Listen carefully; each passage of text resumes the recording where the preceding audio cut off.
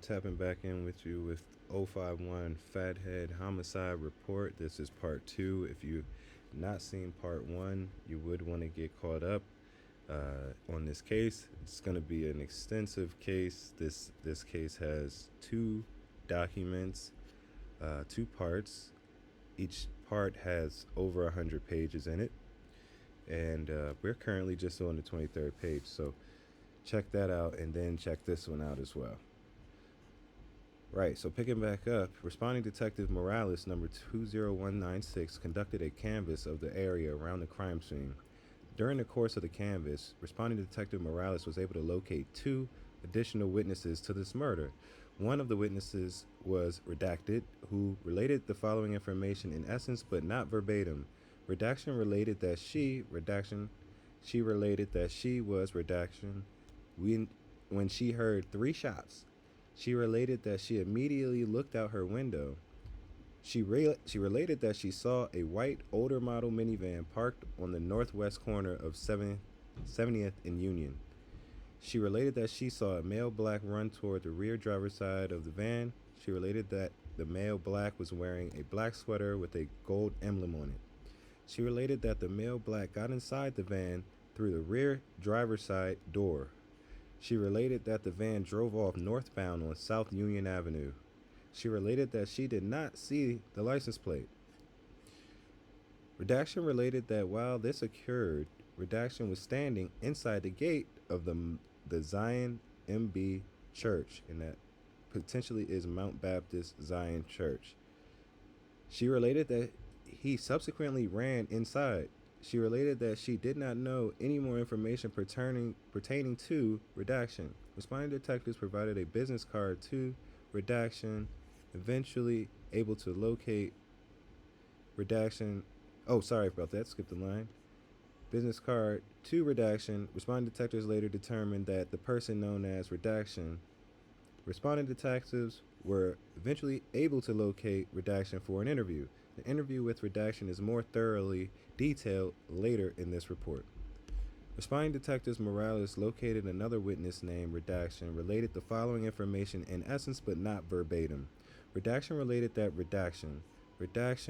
he related that he resides at this location on the Redaction. He related that he was home with Redaction. He related that he heard 4 to 5 shots. He related that he looked out his window and observed a white minivan. He related that the minivan had a temporary license plate. He related that the driver was a male black wearing a gray t-shirt, and he had short hair with a medium complexion. He related that he saw the minivan speed northbound on South Union Street. He related that he saw the rear driver's side door closing as the minivan was speeding off. Wow. He related that he did not see who got into the minivan. He related that Redaction did not witness this incident. Wow, so they were sped off before they even closed the door, they were hot on it. Responding detectives relocated both Redaction and Redaction to the 007th district parking lot separately. Both Redaction and Redaction looked at the Dodge Caravan that was previously possessed by William Conwell. Both Redaction positively identified the Dodge Caravan as the same vehicle that drove off from the scene of the murder. So now they have a witness that they brought to identify the murder vehicle as they're trying to tie the murder vehicle to these individuals. Both Redaction willingly relocated to Area South Detective Bureau as well. A gunshot residue kit was administered on Conwell by E.T. Jones, Technician Jones, number 3822, on June 27, 2012 at 23:15 hours in interview room number 4. An ISP analyst later revealed no traces of gunshot residue on Conwell. Conwell was placed in interview room number 2. Pursuant to Illinois state law, the ERI was activated at 23:40 hours on June 22nd, 2012. BT 508 arrived to the 007 district to process the Dodge Caravan. BT 5802 performed a gunshot residue test on the exterior-interior handles of both sliding doors. BT5802 also examined both the exterior and interior of the side sliding door and window for ridge impressions. BT5802 removed the interior handle on the driver's side sliding door rear for further fingerprint examination. Inside the van, a red and black baseball cap was recovered from the back seat and inventoried by BT5802. Responding detectives recovered a black Samsung cell phone that was next to the red and black hat. Further investigation revealed that the number to the cell phone is redaction. Responding detectives Sullivan number 21321 and Moore Gross number 20287 interviewed redaction, who related the following information in essence but not verbatim. Redaction related that she lives at, and potentially an address here. She related that redaction Antonio Davis, which is 051 Fathead, lived in the area of 80th and Eberhard. She related that he used to live around 51st and Cottage Grove. She related that he used to hang out with people belonging to Young Money, which is a faction of the Gangster Disciples. Redaction related that Antonio came to her house approximately 1 hour before the murder. She related that they left her apartment to go to the store located at 69th and Emerald. She related that they were walking westbound on West 70th Street. She related that she saw a gray or silver minivan, possibly a caravan, turn eastbound from South Emerald Avenue onto West 70th Street. She related that she and Antonio crossed South Union Street and the minivan drove by slowly. She related that the driver was wearing a white t-shirt. She physically described him as a male black with caramel complexion, short faded hairstyle, late teens, 20 in age. She related that she might be able to identify him. She related that the person looked real hard at her and Antonio. She related that she saw a front passenger too. She related that he was a male, black, wearing a black hoodie that was covering his face. She related that she could not identify him. She related that she asked Antonio if he knew these people. She related that Antonio said that he did not know them. So while they were spinning, they were mean mugging them as they were, I guess, about to do the hit. They saw them out, and it's not so wise that you're mean mugging your target with no mask is what it has here. One had the black hoodie that was covering his face, but the other person just looked real hard. Redaction related that minivan drove by and turned northbound on South Union Avenue. Redaction related that she and Redaction passed the alleyway between South Emerald Avenue and South Union Avenue, whereupon she saw a black male on foot with a black hoodie tied up over his face. She related that his hands were in his pockets. She related that this person came from the south end of Union Street. She related that his head was down. She related that the hoodie had white letters on the front and white on the hood part. She got a good look at that guy. She related that he was about 5'3", which is her height as well. She related that Antonio stated, "This is the nigga that was in the car." She related that the offender, pulled out a silver handgun with a black handle from his pocket. She related that he began shooting. She related that he was about 6 feet away from her and Antonio, close range. She related that she ran northbound through the church parking lot. She related that she looked back and saw Antonio on the ground. She related that the offender stood over Antonio and shot into his body about 7 more times. She related that she ran further and looked back again, whereupon she saw the offender flee back towards South Union Avenue. Redaction related that she ran back southbound to avoid running into the offender, and then she ran to South Halstead Avenue. She related that she got onto the bus at West 69th Street. Redaction related that she saw police arriving at the scene. She related that she returned to the scene and talked to police. Wow. So there's a witness that was with 051 Fathead, a female, at the time, at the exact time that, I mean, he was killed. She actually sees the murder happen, a homicide. Responding detectives Sullivan Moore Gross compiled lineups for redaction and redaction to view, which is potentially the witnesses from the scene. The lineups included William Conwell, redaction, which were presented lineup advisory forms and explained its contents. They both read and signed the forms, which were inventoried under CPD inventory number 126555780. Redaction and redaction did not identify anyone in the lineup as an offender to this murder or as the driver of the Dodge Caravan. The lineup was photographed by E.T. Buglio, number 3983.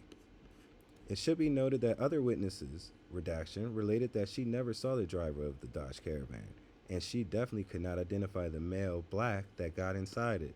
Consequently, redaction did not view a lineup.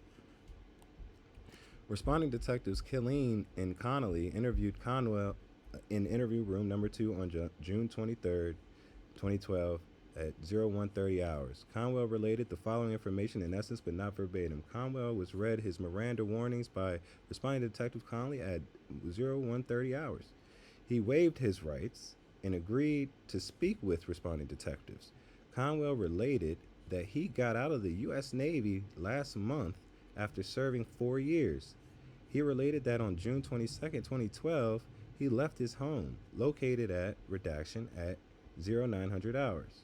He related that he left with redaction. He related that he went to Superior in Chicago with redaction that he did not know.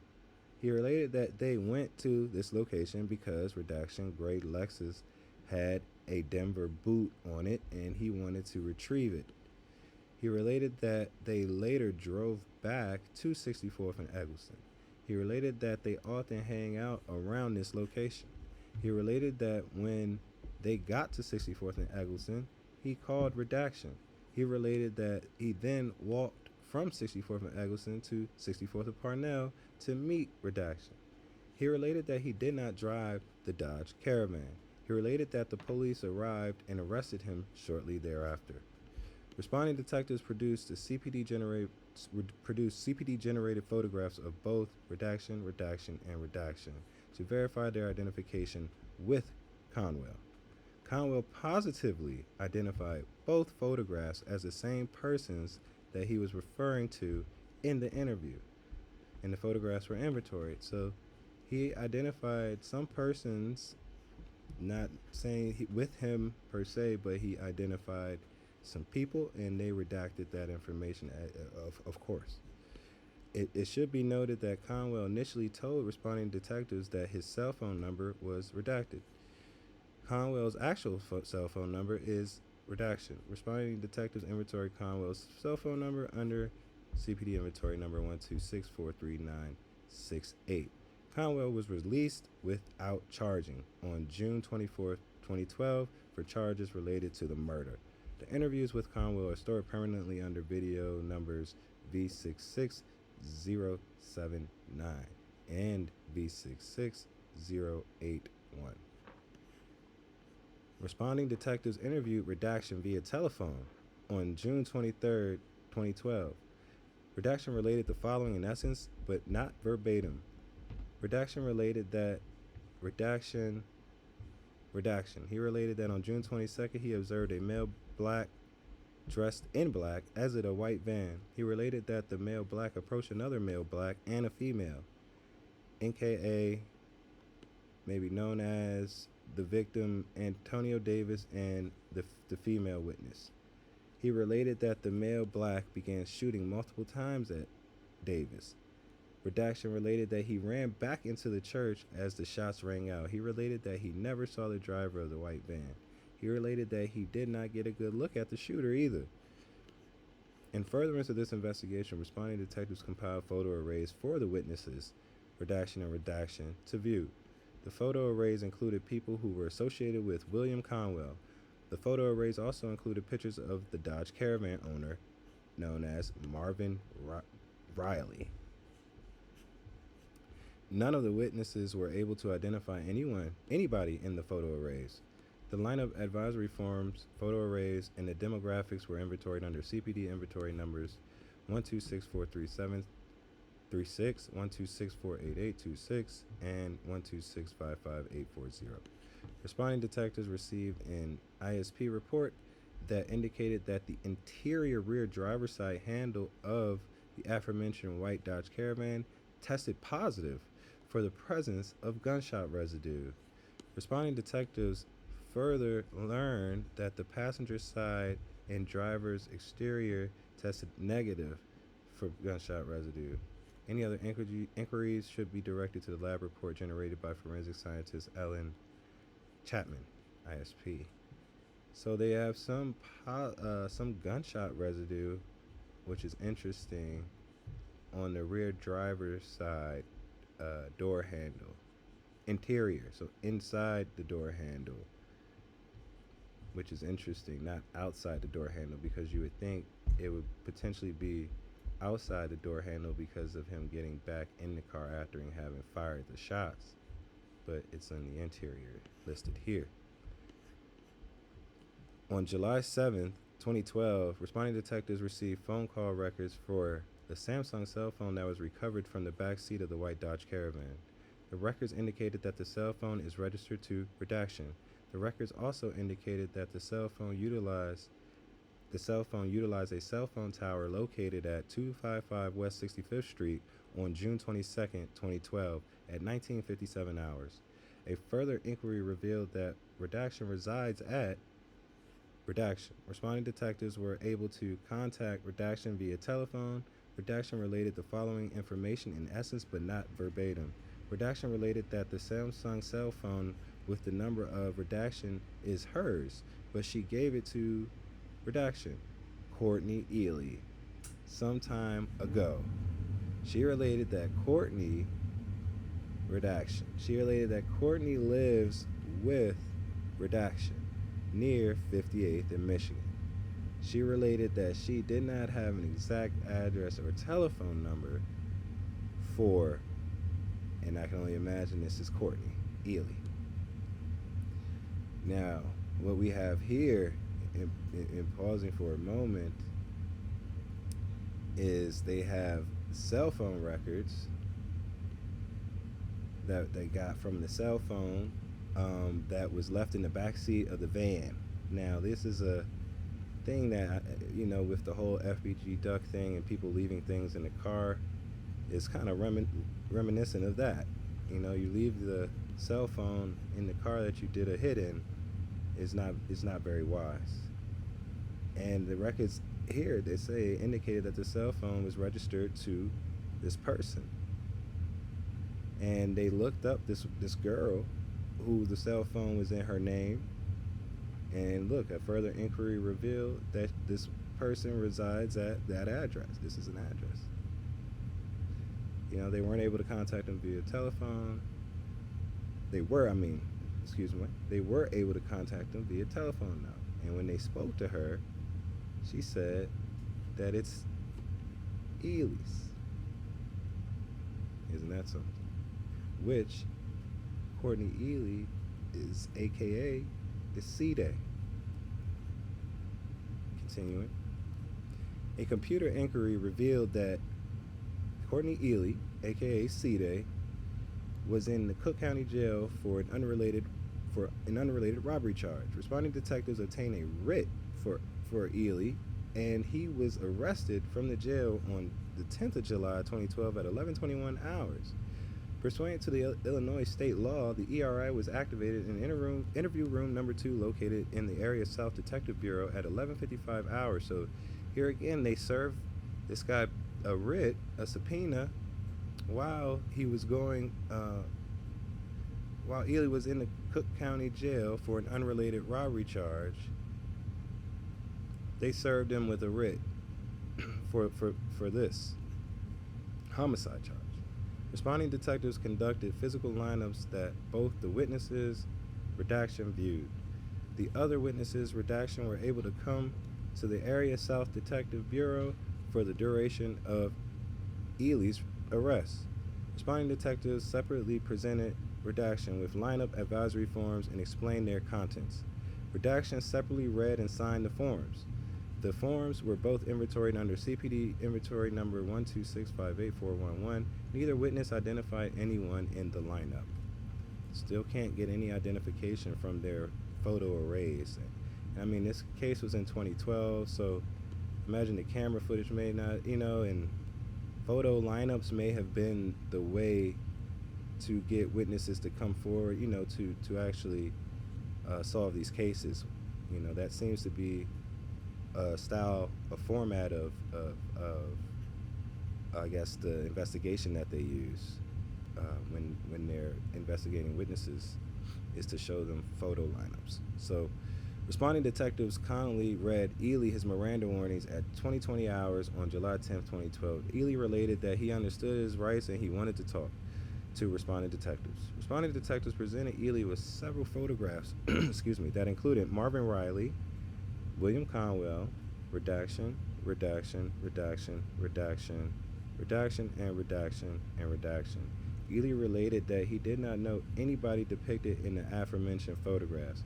Ely further related that the last time that he was near 64th and Eggleston was last month when he paid a cell phone bill. He related that he paid the bill near 60th and Halstead. He related that the bill was for a Cricket cell phone that had a number of redaction. It should be noted that Ely was arrested with redaction on May 9, 2012. All of the persons depicted in the photographs have gang affiliations with the Lamron faction of the Black Disciples in the area of 64th and Normal, Eggleston, Lamron. Now, here you have it. They had a photograph of members of Lamron, and they were showing C-Day these photographs, and he says he didn't know any of it. Ely related that the last time that he saw Redacted was several months ago. Ely denied that Redaction had ever given him a cell phone. He related that he got a new cell phone after his other one was confiscated by police upon his arrest last month. So this is the girl, that says that she gave him the phone, the witness that made the statement where they left the phone in the van, if you remember back up a few pages. Yeah, yes, exactly. So responding detectives showed Ely a photograph of Marvin Riley, again, as well as the victim of this murder, Antonio Davis, redaction. Ely denied knowing either person depicted in the photographs. Ely denied ever being in a white Dodge Caravan or any van owned by Marvin Riley. Ely related that there would be no reason for any of his property to be inside of a white Dodge Caravan. Ely related that the cell phone that he had with him when he was near 64th and Normal and Eggleston was a Cricket cell phone. He related that the number to the cell phone was redacted. He related that the cell phone was then taken by the police upon his last arrest. He related that he has never been near 70th and Union. Ely denied any gang affiliation. Responding detectives reviewed Ely's cell phone records from the recovered cell phone. The records indicated that Ely called a number of redaction on June 22, 2012 at 14:12 hours. An arrest narrative that was done on May 17, 2012 for Ely showed that the aforementioned number belongs to redaction. Responding detectives showed Ely a photograph of redaction. Redaction Ely related that the photograph was a picture of redaction. Responding detectives showed Ely the actual Samsung cell phone that was recovered from the back seat of the white Dodge Caravan during the crime scene processing on the night of the murder. The cell phone is the same one with the corresponding cell phone number of redaction, potentially listed above here. The cell phone belongs to Ely. Now, this is what they're saying now. They come to the conclusion that they're making the statement, we've tied these numbers together, and this number is your number. Responding detectives inquired if Ely has ever seen the cell phone before. Ely requested an attorney on July 11, 2012 at 10:46 hours, and the interview was terminated. All right. And I think we'll go ahead and pause it there. For part 2, like I said, there's a lot of pages here. We're going to do part 3 and so forth. I just want to make sure I do consumable pieces of content, that isn't too long for you guys. I hope you enjoyed it. Like, comment, and subscribe. Like I said, it really helps push my numbers up and keeps me motivated in doing these readings for everybody. And like always, like I said, tap in, go to Reddit. Always tap in with Reddit. Thank you.